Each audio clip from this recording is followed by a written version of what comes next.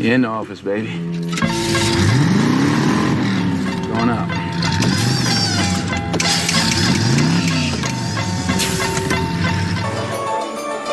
I want the fortune, motherfucker fine. I want the Bentley, motherfucker right. God please forgive me, this shit I'ma kill. This shit from my soul, this shit from my spirit. Can't go nowhere if you ain't got no vision. Can't go nowhere if you don't know the distance. Fresh hair, Sunday school, class Christian. Fresh hair, Sunday school, fight with me. False new crock. What you tried to do, you couldn't destroy me. I'm still standing. I'm still strong. Say that again. What you just said. Say it again. The sun started this war, and we need the power to finish it. They killed one of ours. Only one episode before the season finale. What's going on, YouTube? We back in the Low Key Cave, Keyshawn Knobs YouTube page, aka Mr. Low Key, and we are back with another TV show review. And we got MAYANSMC season 4, episode 9, the Calling of Saint Matthew review. Man, them and these long ass names of these episodes are trying to take me out. Nah, I'm just messing. But yeah, man, these last couple, I would say, last like 3 episodes have been very tense. Very tense episodes with everything that's going on, especially after the death of Coco and everything. But we pretty much started this episode off with my man Miguel showing up, trying to scope out Alvarez's place. But with everything going on, especially with the Mayans going at war with the Sons of Anarchy, Alvarez is on high alert.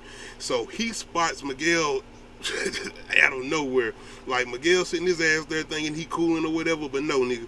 Alvarez spots his ass out of nowhere and put a gun to his damn chin. But Miguel is able to talk to Alvarez because, you know, Soledad pretty much has made some type of alliance with Miguel. And so I'm thinking that's what he's pretty much trying to tell Alvarez and trying to get him on board and basically trying to set up some type of meet between the both of them. And he pretty much guilt trips Alvarez, pretty much taking them down history or whatever, talking about certain things, you know, Alvarez feeling like he kind of owes Miguel or whatever. So he pretty much agrees to go see what's up or whatever. So it's going to be trying to see how they manage this out, being that Soledad's brother and everything. It's going to be interesting seeing how that plays out. But before we get to the whole meeting and everything, we do go to Easy, man. Easy is still going through it. Cold sweats and everything, sleeping and whatever. The whole thing with him is he having this type of conversation, basically trying to explain to, you know, his new girl or whatever, the life. Basically trying to tell her what she's in for or whatever. But before he can really get anything out, she pretty much letting him know, ain't nothing you can really show me or nothing you can really tell me that I'm not prepared for. She's basically down. She's down for the cause or anything that he has going on. She's cool with it. And I ain't even gonna say she's cool with it, but she understands. Like, she ain't trying to ruffle no feathers or anything. She understands. I don't know though. Easy, like, I don't know, bro. I'm tense around him. Easy almost on some Homelander shit. If you watch The Boys, like, you don't know when this nigga gonna pop off or do something. So I don't know, homegirl. Like, I'm sorry. But yeah, man, that's pretty much what we got with Easy. But my boy JJ pops up. I got an issue with this scene too. I do. JJ pretty much pops up telling Easy, like, yo, man, I need some bread. He pretty much is throwing it in Easy's face that he knows that he made some type of deal with the feds or whatever to get out of jail or whatever, prison or whatever. But my thing with Easy, he pulled a gun after letting this nigga know, like, go ahead and say it one more time. Say what you just said one more time. And I'm like, so Easy, you sit up here and blew Gabby goddamn head off because she was threatening your brother. This nigga JJ shows up pretty much saying, threatening you, telling you, like, I know you probably made a deal, blah, blah, blah, but I don't care about that. I just was trying to do something for you. I'm willing to work for the club, blah, blah, blah. No, nigga, I don't trust you for one. Why are you coming up talking about this? And no, for one, Easy shouldn't even trust him. But other than that, it's like once he started making those threats, boom, it's over. Blow, like, his shit should be done. His dome should be gone.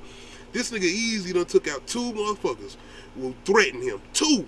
He took out Gabby, who loved him. She loved this nigga. And he still took her out because he loves his brother. Conche, the other Mayan or whatever that was pretty much threatening him, you know, when they was having their inter-beef or whatever, that killed him when they did the whole raid on the Sons or whatever clubhouse. No, bro. Like, no, come on, man. You should have blew his head off. He making all these threats talking about exposing you to the club, about making a deal or whatever. No, he should be gone. I feel like that. I don't feel like the way Easy been rolling, the way Easy been rocking, even throughout the rest of this episode, he got certain scenes where I feel like, yo, you pretty much been on that angle where you want demon time automatically. Anytime somebody say something about threatening, whether it's you or whether it's got something to do with the club, you're pretty much willing to take them out. I mean, look at the situation once again with Gabby, and look at the shit with Concha. I'm sorry if I keep getting my man's name wrong, but the dude he shot in the head in the last episode that they've been having all this inter-turmoil with as far as the other group of Mayans or whatever. But I'm guessing for story purposes, they're trying to keep JJ going or whatever. But like I said, it doesn't make sense for Easy's character being everything he's been doing leading up to this point.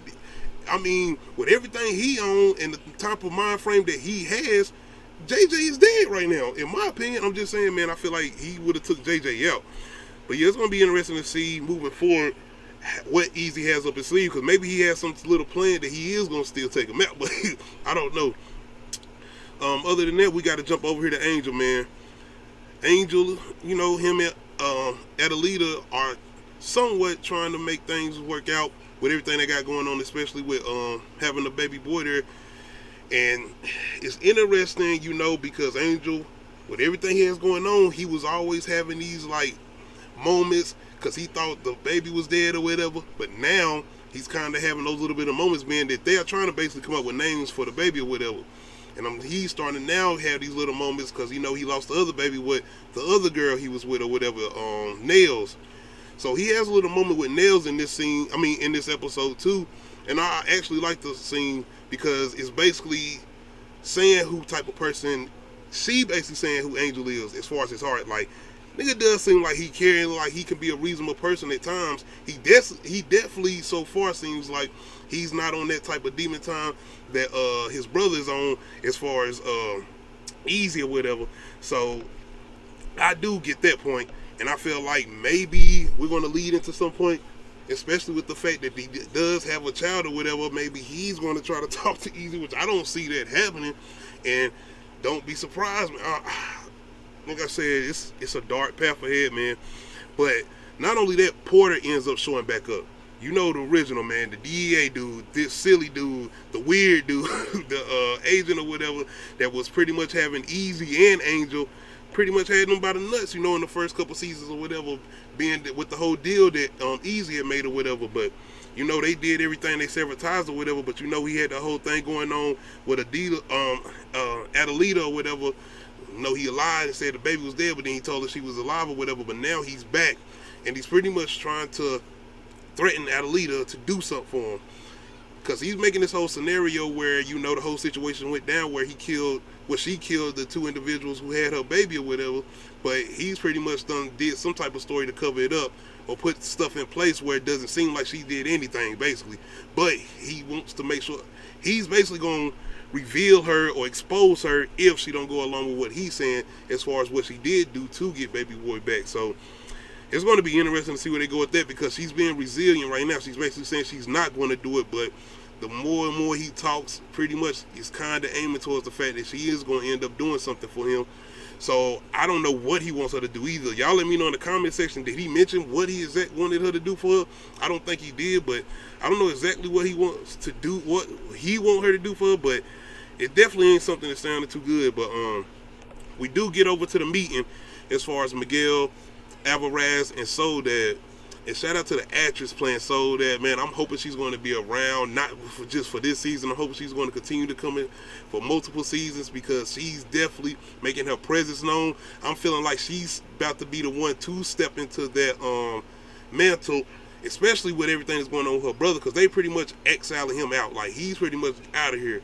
So they're pretty much having this whole exchange. And of course, Miguel was not expecting Easy to be there, and him and Easy still had a whole thing going on, being that Miguel still think Easy killed his mom or whatever, or had something to do with his mother being killed. And once again, I'm sitting here like, these niggas still don't know that they blood, they brothers, and all of this. And I'm still thinking we're gonna get this whole situation where they pop's gonna end up dying, and then it's gonna be that whole reveal or whatever. I don't know, man. Especially even with more what's going on with this episode. And I'm like, I cannot wait for that reveal to finally come out, because I feel like that's something they've been kind of just holding on to so tight, and they need to finally let that out. And y'all let me know in the comment section if I'm wrong. Like, have they finally revealed it? Do they know they brothers? Which I do not think they do. But I know there's still a situation, and it's still kind of tense between Easy and Miguel, being that I think this the whole situation with Miguel thinking that, well, you know, thinking that Easy and them had something to do with the death of his mother or whatever. But throughout all that, So that is pretty much trying to explain to Everest what she's trying to do in the business they're trying to form. Also, Miguel is trying to explain that to him. The thing with Everest is he doesn't really feel like or know if he wants to go along with this. But so that makes it very clear if he's not, she's willing to move on to other gangs and other groups. And that's probably where we can get something going on with Sons of Anarchy, because I wouldn't be surprised if she have some type of form of meeting with the Sons or whatever. So I love that scene with her, man, because she not playing. Like, she telling Everett, like, yo, okay, you can think about this as long as you want to, but I'm going to move on to other people and have other meetings with other people. So, and she also makes it clear to him that if the people that she ends up talking to is one of their enemies, they will become her enemy too, as far as the Mayans. It's a very, very interesting conversation, but not only just between Soledad and Everest, but also the whole thing that's still going on with Miguel and Easy, and it's something gonna come into play with, could end up messing up this whole arrangement that they're trying to make because of the whole tense situation that's going on. Because we're going to get a little bit more into what Everest is thinking about when we get to the other meeting that's in here. Other characters, as far as, like, you know, my man Gilly or whatever, he's still trying to get everything together as far as with the kid and mother, you know, who getting away from CM Punk's character or whatever. So he's still trying to get them straight or whatever, but he's still going through his own things too. So it's going to be interesting seeing how he process things, because, you know, he's still dealing with everything with Coco dying or whatever too.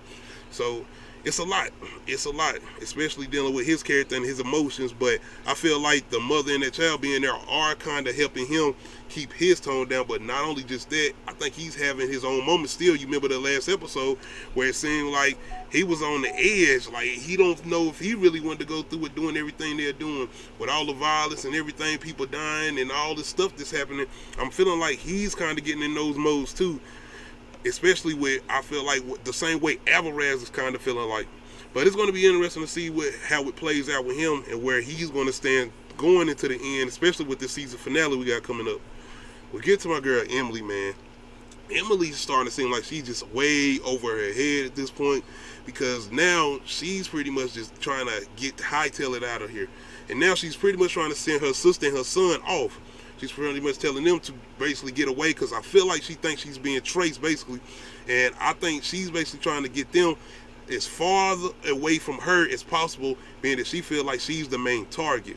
But her sister is pretty much just, I think she's not only scared, but she's tired of going through this whole thing too. Like, she's don't understand, because Emily was always looking at her like the strongest one. You know, with the whole thing that was going on with her and Miguel, and when she was having her issues or whatever, and her sister came into the play, wasn't that last season or whatever? I think it was. But yeah, now her sister is starting to basically break down. Like, she's like, yo, I'm tired of everything that's going on. And they ain't really feeling like it's tired. It's more of her just not she understands the situation, but she's scared. I feel like more than anything, she's really just scared. So Emily is just trying to do what she's doing, but I feel like Emily is way over her head, man. And it is really going to be crazy to see how this plays out, because towards the end of this episode, one of Miguel's men ends up showing up to Emily's sister's apartment, because you have this whole thing where Emily is trying to call her sister's phone once she gets to wherever she's going. And this is the guy who picked up Miguel, if I'm not mistaken, when he was leaving the whole sanctuary or whatever on his way back, when they got into the whole ambush going into Mexico, wherever they was going. But he ends up walking around the apartment, and it seems like he ends up killing Emily's sister. Like, I don't know how this is going to play out or whatever, but man, and I'm thinking, like, ain't Emily's son is still there? Because it looked like one scene where he looks in the door and he pretty much tries to close the door pretty much to cut off sound or whatever. I don't know, man, but it does plays out like he pretty much ends up killing Emily's sister or whatever. So is this a play with Miguel basically going after Emily? Because I'm thinking, I didn't know, like, by the end of the season, it seemed like, well, I know he still had this whole thing going on, because he did try to kill Emily or whatever, but I don't know. It's going to be interesting to see how that play out, man. We also get to my man Bishop. You know, he pretty much ends up running to the old chick that was at the dinner last episode that Everest had set up or whatever. And, you know, he had his whole situation where he pretty much blew up at the dinner or whatever, but seeming like they got some type of chemistry going on because she pretty much calls him out on his shit or whatever. So they seeming like they got something going on. Ah, man, you know the way I feel about everything. I feel like everything is a setup. Like, is she working for somebody or anything? But I don't think that's a situation. I think this some type of play to put Bishop into some type of subplot as far as him having a little love thing going on or whatever. So this might be his situation or whatever, but it might not end too well, being that we're going into a season finale, and now we got this whole situation with Bishop seeming like he falling in love, and you know how this shit go in TV shows or whatever. So are we gonna catch a casualty or something? Him trying to invite her to the club or something, which wouldn't be smart anyway, being that y'all got this whole situation going on with the Suns. But I don't know. It seems like they trying to do something with that because it's another situation we got going on besides Bishop and him trying to make his love life a little bit more interesting. Creeper, man. I ain't gonna say I knew, but I just felt like I didn't understand why they was putting so much. I get it, the whole subplot, Creeper having his whole love story or whatever, but it was like they was putting extra on it, bringing her to the club, the way they was just keeping the scene so much on them, and I'm like, nothing of this seems like it's aiming towards the main story as far as them having their whole issues with Sons or whatever. And I get it, him pretty much indulging her or whatever, explaining his story or whatever, what he's been through in life or whatever. But then we finally get this whole twist and reveal, coming to find out Creeper's new girlfriend is an undercover cop. At first I'm thinking maybe she was some type of informant or something, some snitch or junkie or something, that she done got caught up or something, and now she's trying to turn over on Creeper. But no, she's an undercover cop. And I'm like, man, it's like we keep getting more and more flips and turns and everything. I'm enjoying it, don't get it wrong, but I was really interested to see what was going to be her whole decision or what type of move she was going to make with this, because obviously she was feeling Creeper. Obviously she was starting to fall for him. So by the end of the episode, we do see her end up basically coming out to Creeper, telling him everything that's going on. My whole thing is, these cops or whatever that's pretty much watching this undercover cop, they pretty much start putting cameras and shit in there. So I'm thinking, ain't they gonna see her doing this or whatever? I know she runs him into the bathroom or whatever, but aren't they gonna catch her doing all of this? Because he starts to wanting to talk about something or whatever, she jumps up covering his mouth or whatever, and I'm like, ain't they gonna see this? Ain't they gonna hear this or whatever? I don't know, man, but yeah, it's going to be interesting going from there, because now Creeper's pretty much going to probably bring this to the club. And my whole thing is it going to come a situation where the club going to ask him to take her out? I'm pretty sure she's going to tell him that she's an undercover cop and everything. So is it going to come down to a situation like that, or is Creeper going to try to bail out or whatever?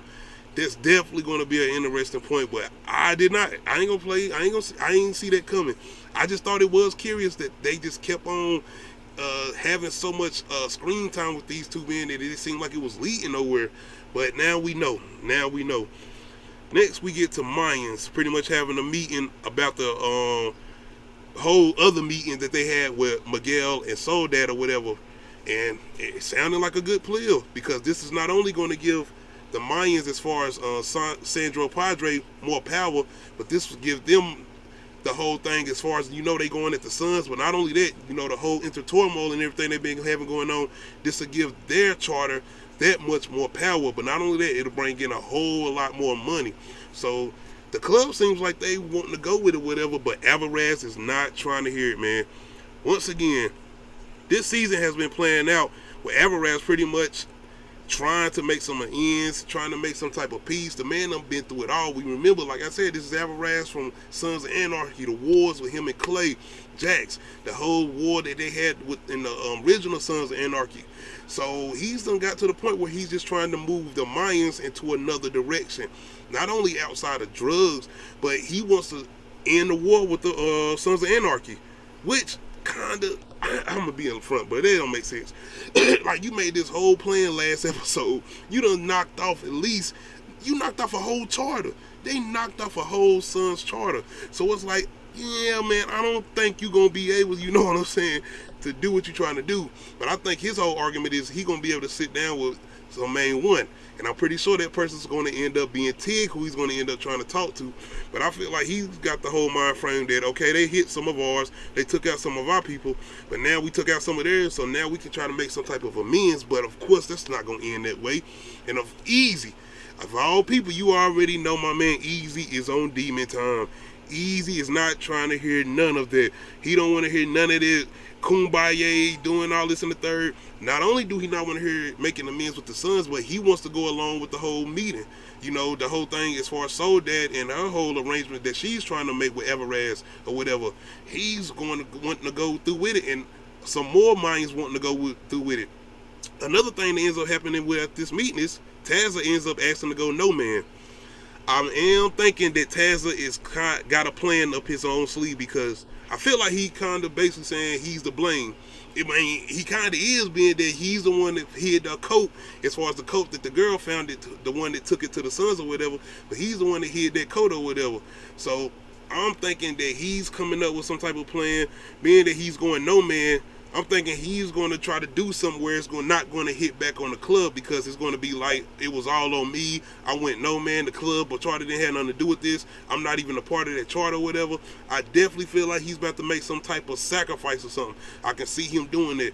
So it's going to be interesting seeing what type of plan he's coming up with, because he's been making all type of moves. He saved my man life last episode as far as Bishop, but I definitely feel like he has something up his sleeve that he's going to try to do. I'm not sure what it is, but very curious to see what Taz is up to, being that he's trying to go no man. And everybody's, you know, of course, Bishop feeling like he's pretty much running out, he's pretty much running away or whatever, but he's definitely not running. I know he's coming up with something, being I feel like he's definitely feeling responsible for them going into the whole war situation with the sons. The only thing is, do he know about the coat? Because he wouldn't even know that they got that coat or whatever. But I'm guessing he feeling like this could be the only reasonable explanation for what's going on or whatever, as far as the whole sons coming at them or whatever. So it is going to be interesting to see how this plays out or whatever. But Everaz is pretty much putting his foot down as far as saying he does not want to go through with this whole thing, as far as this arrangement with Miguel and Soul Dad. But not only that, he wants to make amends with the sons. But Easy and them are not trying to hear that. So is it going to be some type of backlash? I feel like we are definitely going to be losing some people. I feel like Everaz is going to be one of those people, and I feel like Easy Pop's going to be one of those people. Speaking of, man, it's a very tense and very emotional scene between Easy and his pops, man. Once again, shout out to the actor playing his pops, my man off American Me, man. Very, very legendary actor. But I feel like, man, it's taking you even more into that dark realm as far as the mind frame of Easy. Like, he does not care. Like, he's at that point, like, he's ready. I ain't gonna say he's ready to die, but he doesn't care about dying. Especially for the cause that he feel like all he has left is this club, his brother. That's it. Like, he's willing to do whatever, and he's willing to go out however. And seeing this whole scene between him and his pops, because his pops pretty much saying he's the sins of his father, whatever. Like, he's going through it, man, being that everything he's done, we don't have that whole back, we got some of the backstory, because you know his father was working for the original cartel or whatever, as far as Miguel's father, if I'm not mistaken. But, well, he's really Miguel's father, but the father that Miguel thought he was or whatever. But anyway, it's this whole situation with Easy pretty much telling him, man, pull that trigger, kill me or whatever, because Easy Pops brings a gun in there. And I wasn't sure if the gun was for Easy or was the gun to take him out, because I thought that's what we was getting to. I thought Easy Pops was going to end up killing himself, but he don't. I mean, he just leaves on, like, he just, like I said, these last 2 episodes, he just basically been crying and very emotional, seeing the state of frame that his sons are in, especially with Easy. And the whole thing with Gabby, you know, they had a whole bond in the relationship. That's one of the main reasons he told Gabby to leave, because he didn't want the situation to happen to her. It ended up still happening to her. So it's definitely a delicate situation, and it's definitely one of the best scenes in this episode, and that's why I love this season so much, man, because they are going there and showing just that dark path Easy is on. Like, my man is out of here. Like, he is really, really somewhere else, and I feel like he is definitely way, way at that edge, or not at the edge, but he's at that turning point that Jax, I feel like, never really got to until after Tara died. I feel like he was on going way past that point, wherever Jax was at or whatever. But I'm definitely ready for this season finale. I'm definitely ready to see how this is going to turn out as far as the whole play with the Sons and the Mayans. But not only that, this whole situation is going on with Creeper and his undercover cop girlfriend or whatever. But not only that, Soul Dad, Miguel, and how they trying to do as far as not knowing that Everaz really not trying to go along with this plan. So how is that going to play out? Is she going to end up going along with somebody else? And is this going to cause some type of big war friction with the Mayans and some other group? or it's just going to be an insane season finale. I feel like we're going to have a whole lot of casualties. The whole situation with Porter and Adelita and whatever he trying to get her to do. I'm very much waiting. Cannot wait for this season finale. I can't even talk, man. But I'm definitely looking forward to this season finale. But y'all let me know in the comment section. How did y'all feel about this recent episode of Mayans? As far as episode 9, the Calling of St. Matthew. How did y'all feel about it? Is this one of the most intense seasons so far as Mayans? It definitely feels like that for me. But y'all let me know in the comment section, man. Make sure you hit that like button. If you're not subscribed to the channel, make sure you hit that subscribe button. This is the road to 600 subs. Shout out to everybody who's been recently subscribed to the channel. I do appreciate it. Other than that, man, we out. To make room for the future, you must let go of the past. I want any brother next to me who doesn't want to be. If I'm a monster, then I'll be one to protect the things I love. FX's Mayans, all new next Tuesday at 10. So I went out there broke. I wasn't even thinking about acting. I was just thinking about surviving. But such is life. I ended up doing it what I love the most. I ended up doing both of those things.